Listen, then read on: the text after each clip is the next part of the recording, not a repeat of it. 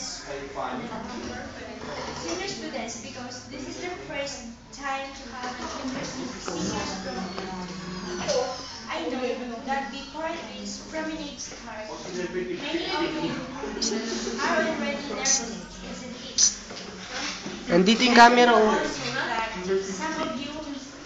some of you have questions in your minds, such as, am I looking beautiful tonight? Is my gown or makeup okay? Will my friend ask me to dance tonight? Well, I know all of those. I know how you feel tonight because I experienced it.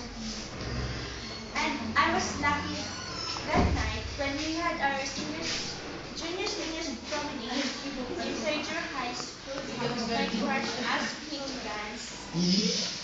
Unlike my friends didn't. When we were dancing, I was really nervous, and I felt like I was at a cloud nine. Cloud nine? And Yung Big Bang. that song was gonna end.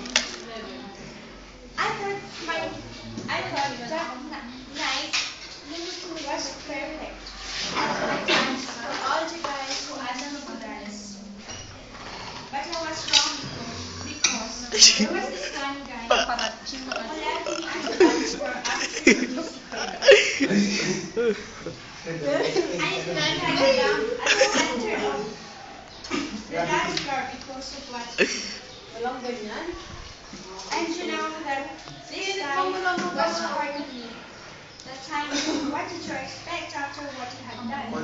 Of course, I'll say no. I don't like a guy like